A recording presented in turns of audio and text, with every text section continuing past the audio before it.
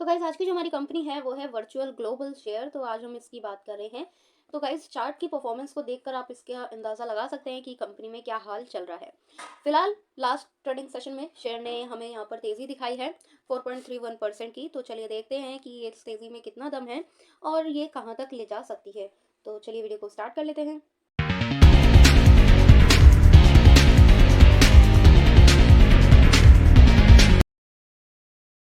Long term से तो आप देखोगे कि कंपनी जो लिस्ट हुई थी वो 2013-14 के अराउंड लिस्ट हुई थी और प्राइस जो था इसका वो 7.5 रुपए का प्राइस था। और वहां से चलकर ये आराम से 32 रुपए तक गई और उसके बाद जो इसने भयानक गिरावट दिखाई है तो लिस्टिंग प्राइस को भी तोड़कर नीचे ही आती हुई दिखी 2-2.5 रुपए के पास। 2-2.5 रुपए पर सपोर्ट लेकर फिर ये ऊपर गई, फिर और नीचे आई। मतलब गिरावट इसमें देखने को मिली और ये पिछले कई सालों से कंसोलिडेशन जोन में चलती हुई नजर आ रही है। आप देखोगे ये शेयर जो है वो 19 पैसे तक डाउन जा चुका है। 32 रुपए का शेयर 19 पैसे तक रिटेलर्स को काफ़ी भारी नुकसान इसने करवाया है। वहीं बात करें इसकी परफॉर्मेंस की तो ये दो ही लेवल में पिछले 2018 से जो है चलता हुआ नजर आ रहा है। ढाई 3 रुपए से ये 19 पैसे 18 पैसे, सॉरी, यहाँ पर आप देखोगे, हाँ, 19 पैसे 18 पैसे के लेवल तक ये कंसोलिडेशन जोन इसका चलता हुआ नजर आ रहा है। अब बात कर लेते हैं शॉर्ट टर्म की। लॉन्ग टर्म पे तो शेयर जो है वो लॉन्ग टर्म में लेने लायक नहीं है, होल्ड करने लायक भी नहीं नज़र आ रहा है। वहीं बात करें शॉर्ट टर्म की तो शॉर्ट टर्म में आप देखोगे कि 2022 पूरा इसने जो है वो गिरावट में निकाल दिया। पूरे साल इसमें गिरावट ही देखने को मिली है और डाउन जाते जाते ये यहाँ तक हमें डाउन जाता हुआ नज़र आया है। इसके लेवल की बात करें 90 पैसे तक डाउन गया है ये।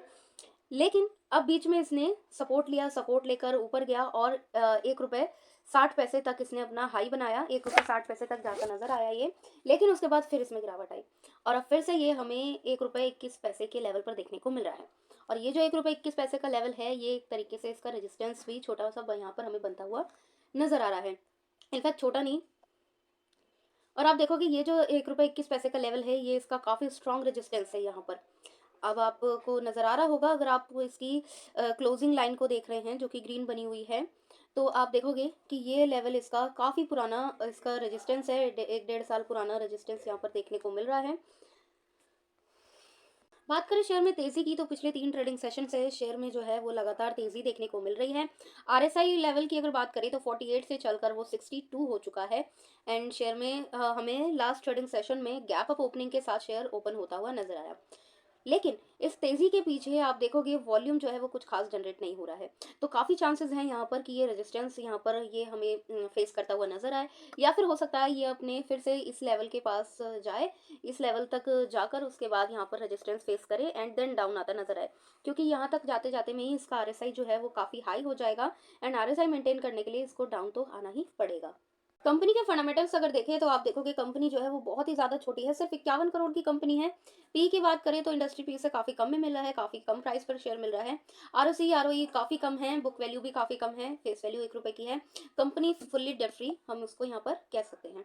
वहीं बात करें इसकी क्वार्टरली रिजल्ट पर, अगर इसकी परफॉर्मेंस को देखें तो आपको यहाँ पर एक शॉकिंग चीज़ देखने को मिलेगी और वो ये है कि कंपनी पिछले 3 क्वार्टर से बिल्कुल उसमें सेल देखने को नहीं मिल रही है। ज़ीरो सेल, ऊपर से खर्चे हो रहे हैं वो अलग यहाँ पर। और शेयर की यह हालत पिछले कई सालों से हमें देखने को मिल रही है क्योंकि कंपनी जो है पिछले कई साल से लॉस में चल रही है। आप देखोगे कि कंपनी बिल्कुल भी 1% की भी सेल उसमें देखने को नहीं मिल रही है क्वार्टर बाय क्वार्टर बेसिस पर। एंड एक्सपेंसेस की अगर बात करें तो साथ ही खर्चे जो हैं वो कंपनी के रुक नहीं रहे हैं, सेल नहीं हो रही है फिर भी कंपनी के खर्चे तो होंगे ही, जिस वजह से उसका जो प्रॉफिट तो बन नहीं रहा है, इनफैक्ट कंपनी लॉस में ही चल रही है। वहीं अगर इसके प्रॉफिट एंड लॉस पर ईयरली हम परफॉर्मेंसेस की देखें तो आप यहाँ पर खुद देख सकते हो कि कंपनी की सेल किस तरीके से 2018 के बाद से हमें डिक्रीज होती हुई नजर आई है और काफ़ी ज़्यादा कम यहाँ पर देखने को मिल रही है।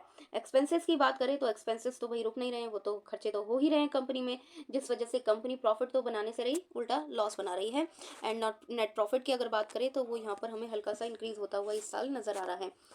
वहीं शेयर होल्डिंग पैटर्न पे देखें तो शेयर होल्डिंग पैटर्न पे आप देखोगे प्रमोटर ने अपना स्टेक काफ़ी कम कर लिया है, सिर्फ 11 का कर लिया है। एंड एफआईआईज ने अपना स्टेक उसी तरीके से कंटिन्यू रख रखा है। डीआईआईज ने भी अपना स्टेक कम करके 0.02 कर लिया है।